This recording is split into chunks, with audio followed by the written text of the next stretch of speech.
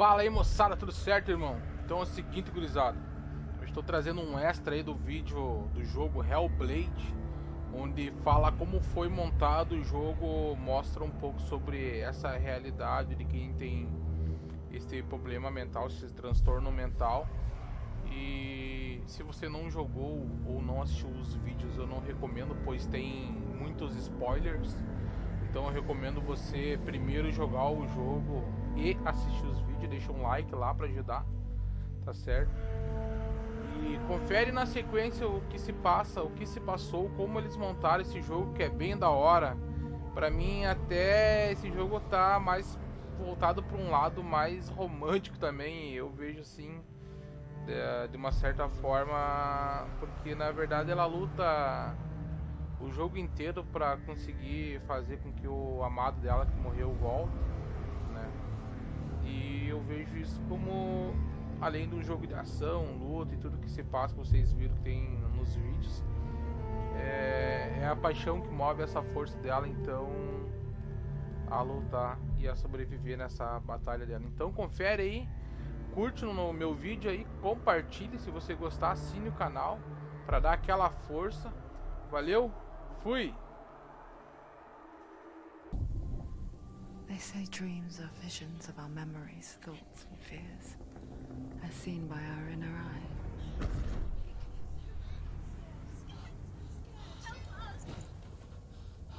But what if each one of us is always dreaming, even when awake? And we only see what our inner eye creates for us. Is this what hell is? A world shaped by Senuas nightmares. Maybe that's why people fear seeing the world through her eyes. Yes, she's scared. Because if you believe that Senua's reality is twisted, you must accept that yours might be too.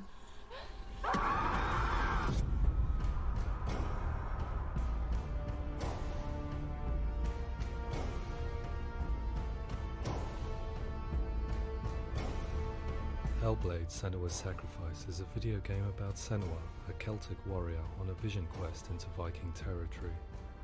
But what sets our hero Senua apart is that she suffers from severe psychotic mental illness. He knows she's getting closer. He can feel her coming closer. She's getting closer. They're watching. The original idea for Hellblade was to create a classic hero's journey, a journey of suffering, but one where the fantasy world is not another planet or alternate universe, but a world that is constructed in Senua's mind. But to do so would mean putting psychotic mental illness at the center of the experience, a subject that is still considered taboo, and a challenge that was both terrifying and exciting in equal measure. In Hellblade, the starting point was a newly discovered Celtic goddess called Senuna in Ashwell, Hertfordshire. When first discovered, her name was thought to be Senua, a name which I liked and kept. I wondered if Senua might have been a Celtic warrior like Boudica, who stood up to the Romans. While the Romans had conquered all of Europe, there was a group of Celts up in the furthest reaches of the Roman Empire that could not be conquered, the Picts. And so the Romans built a wall, called Hadrian's Wall, that spans across Britain from sea to sea to keep the Pictish barbarians at bay. The Picts were known for their war paint, painted on with woad, and their matted hair clumped with lime. And so Senua would be a barbarian Pict in this image. What's your name? Senua. I haven't seen you before. I don't live home much. Oh, Zeno's daughter. I have to go. Wait. Orkney is off the coast of Scotland and was inhabited by the Picts, steeped in history and mystery, and so I made Orkney Senua's home and set the stage for a crisis. In the late 8th century, the first Vikings landed on the Orkney Islands. The population of the Picts crashed thereafter, replaced by the Norsemen of the 9th century. Were they wiped out? We don't know for sure, but it would seem likely given the reputation of the Vikings. The Northmen's brutality is legendary. High-ranking leaders and chieftains of the tribes they conquered were often offered as sacrifice to their gods. The most brutal of these sacrifices was known as the Blood Eagle. I imagine Senua as a young female warrior who returns home from exile to find her partner, Dillion, brutally sacrificed to a Norse god by these hellish warriors from a faraway land.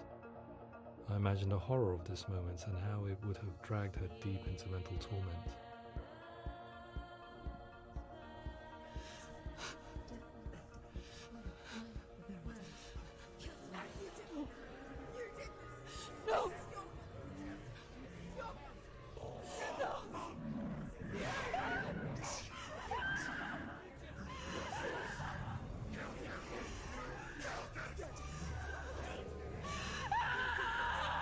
I came to learn that the Celts had a sophisticated and nuanced perspective on the nature of mental disorder.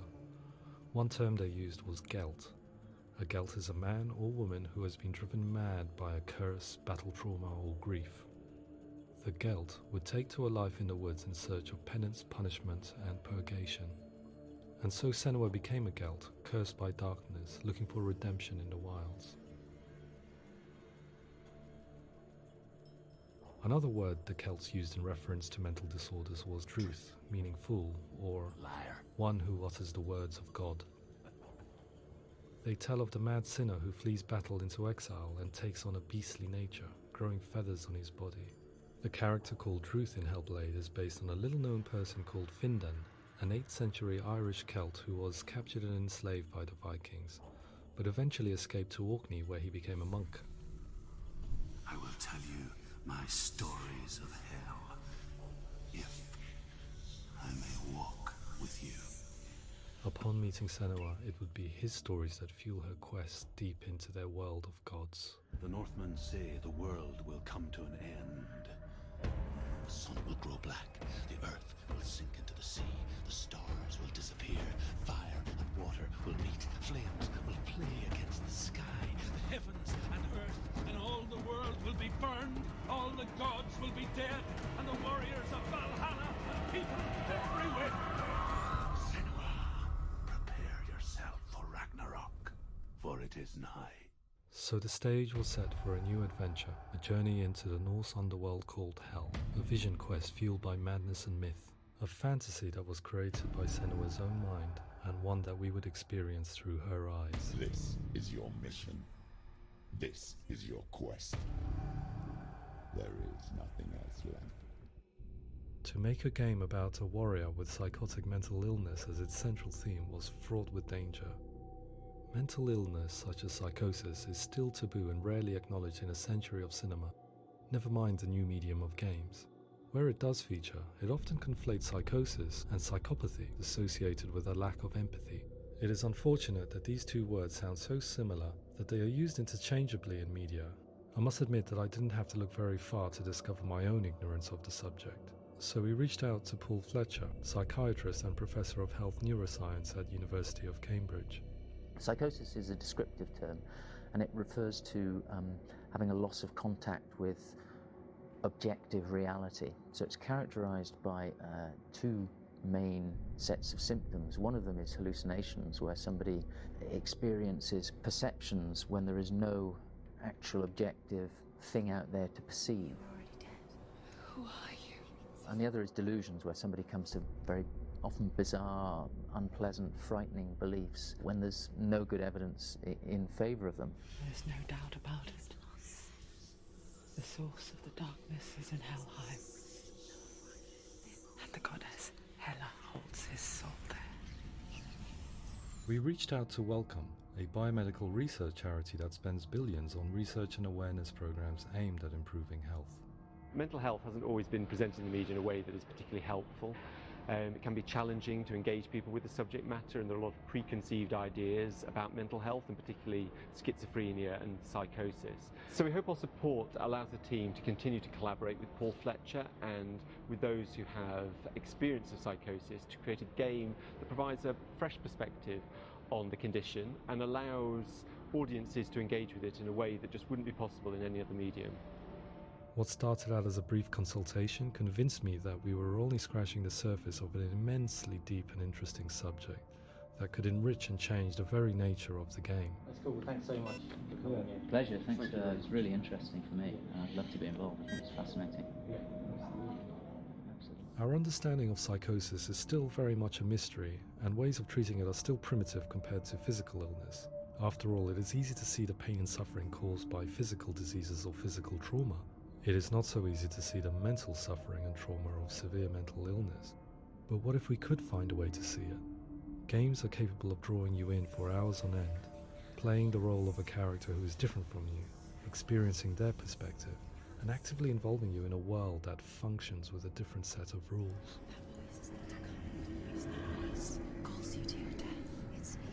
If we were to represent Senuas Psychosis, we would have to simulate voice hearing, a common attribute. But how can we simulate something we have no first-hand experience of? Professor Charles Fernyhough, a leading expert in voice hearing from Durham University, offered his help. Hearing voices is an experience that is usually associated with severe mental illness, and crucially we know that hearing voices is a part of ordinary life for many people who don't meet the criteria for mental illness. Yeah. Oh, that's not him in real life.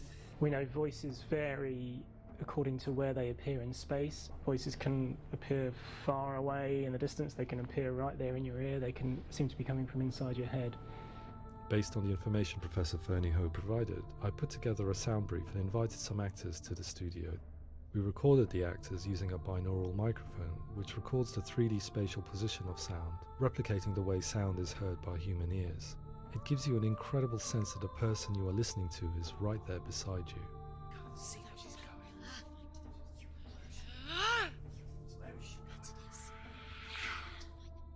Rachel Waddingham from the Voice Collective came to our studio with 2 young voice hearers to speak to our team. We talked at length about their experiences and they listened to our tests, giving us feedback on how we could improve on it. Everyone hates her. She's cursed. It's very hard to represent what this experience is like, partly because it's such a personal, intense, emotional experience. It's testament to how Ninja Theory have been listening to what the researchers are saying, but also crucially listening to the experts by experience. What they've come up with is so compelling. It's by far the best representation I've heard of what these experiences are like.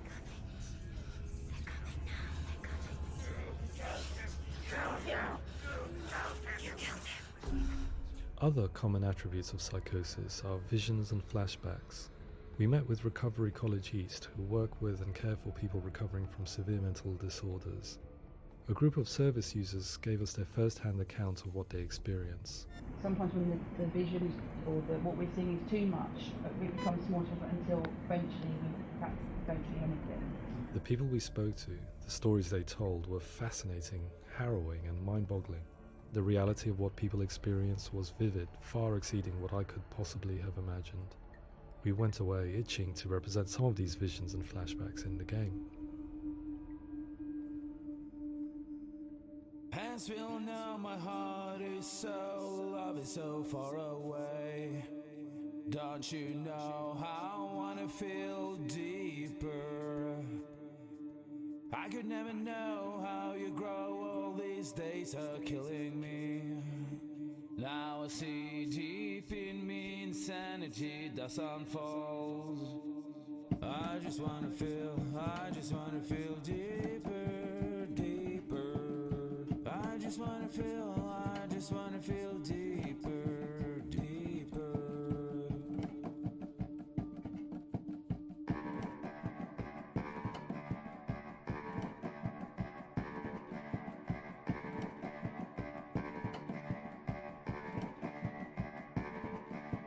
Hands feel now, my heart is so, love is so far away. Don't you know how I wanna feel deeper?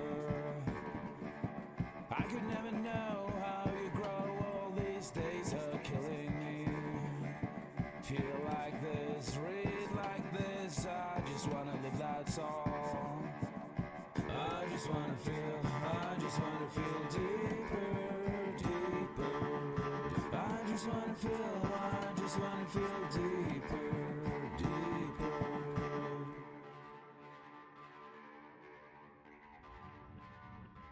To refine our work, we continue to hold meetings with Recovery College East over the course of a year and a half, showing them what we had achieved so far and refining the in-game representations based on their feedback. With their help, flashbacks, visions and changes in perception were woven into the story and gameplay of Senua. The students that are involved in this project are incredibly excited about being involved. They have described the experience as being important because it values their lived experience and shows that despite what we have been through, all of that experience becomes valid, that actually it's something that we should all be talking about. The experiences described range from beautiful to frightening beyond comprehension. I heard of a girl who has to live with an angry voice screaming at her, slamming on her doors and walls 24 hours a day. I met someone who would often see hanging corpses in a room, so real that she would sometimes try to rescue them. The panic and fear that comes with such visions is entirely understandable, and it can be a living horror for some. Worthless, weak, pathetic. Go on, feel sorry for yourself, because there's no one left to do that for you. I was urged by one fellow that we should not shy away from showing this horror, and so I was perpetually torn in making Hellblade. Had we gone too far with our representations or not far enough? Broken and lost. Just like your soul. Come on.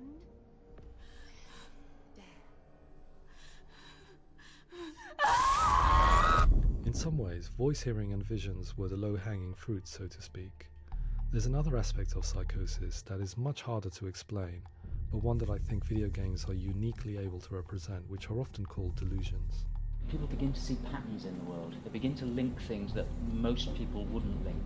Most of the things that we might think would be coincidence or, not worth commenting on. Nevertheless, that might have a particular salience or importance for them. One individual described how everyday words, sounds, colours and objects were steeped in meaning to him, forming a strange and sinister puzzle that he was determined to solve but could not quite get to the bottom of. It's not just brain dysfunction. It's not like the system shut down. It's actually an incredibly creative process. The person creates a world populated with voices and phantasms and terrors, and they're completely immersed in it. They believe in it. We often invite people into the studio to play the game. In one of our playtests, they played through much of the game, making associations between runes, secret messages, and the threat of darkness that stalked them. There are many things that happen in the world of Hellblade that make perfect sense within the context of Senua's mind. The dark rot that's killing her slowly from within, the secret runes of the gods that block her path to Helheim, and strange associations that exist in the game to confuse you. To complete Senua's quest, you have to internalize and accept the logic and meaning behind these things to progress. Afterwards they said that they didn't see much evidence of mental illness in the game. People with delusions of all sorts would argue the same thing, that they are not aware of their experience being abnormal in any way. I need this sword. It's important. Representing perception changes and thinking patterns within Hellblade gives us a set of symptoms common in psychosis. But people with lived experience were keen to emphasize another point, that it is wrong to define a person by their symptoms. Quite often, the illness comes not from the symptoms, but from the stigma, isolation and mistreatment that comes about from the rest of society. They say that I'm cursed. What if they're right? I needed someone to portray Senua, someone who could believably internalize her suffering.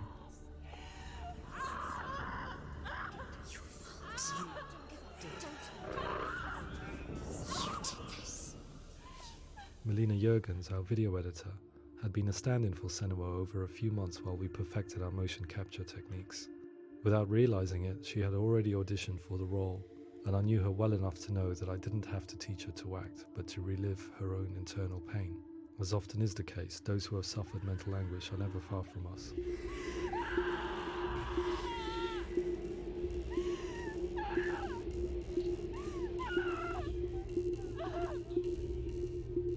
My hope is that by creating a compelling and aspirational character in Senua who feels very much real, albeit in a fantasy setting, we can provide a lens into her reality, a different one to yours, and this is where storytelling comes into play.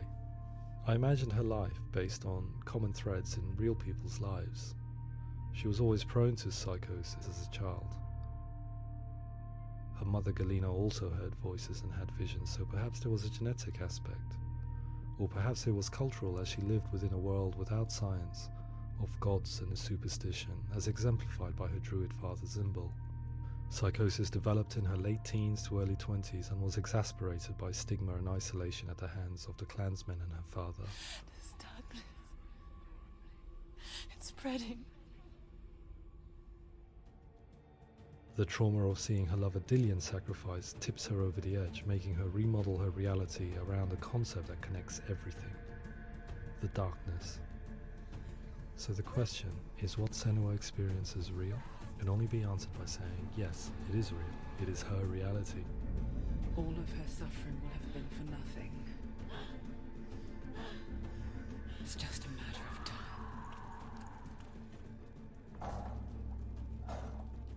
Towards the end of the project, service users and professionals that had collaborated with us were invited to see the near-final game. It was a chance to see if the game had reflected their views or if it had misrepresented them. For me, being involved in especially developing Senua's character has been really important, and being able to bring in my perspective and what I see and what I hear, and having that built into the game has been a real privilege. It's gritty and it's meaty, and there are some tough subjects in there that are being tackled with honesty.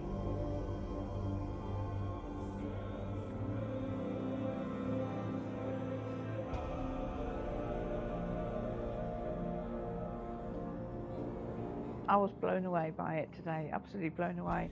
It was just fantastic to get the opportunity to use our lived experience in a very creative way.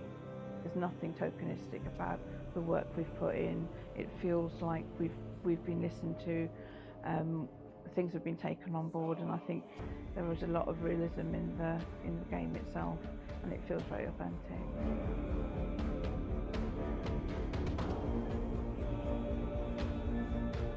Hellblade will give people a good experience of what it's like to hear voices and have those experiences. I'm glad that the guys at Ninja Theory have asked us to come along and help them build an experience that's positive when it comes out, and get myself a copy and have a go.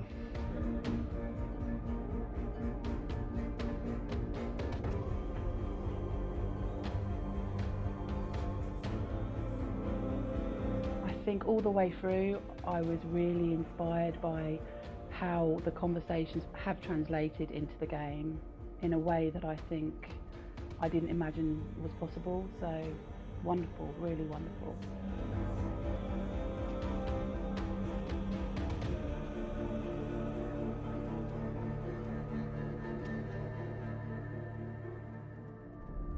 I really hope that others will follow the lead they've set and use the power of something like a video game to change people's perceptions, to increase understanding, and ultimately to make some of the stigma around voice hearing and other experiences go away.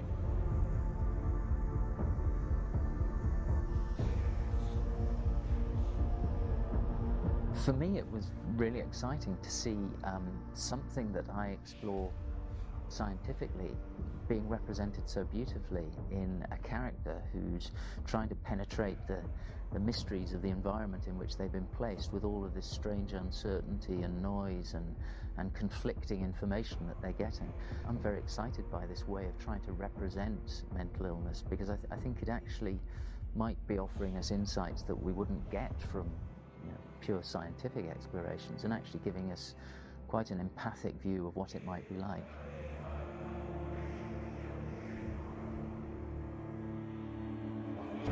Mental illness has been with us for as long as we have been on this planet, but why? Why hasn't evolution stamped out this weakness from within our gene pool?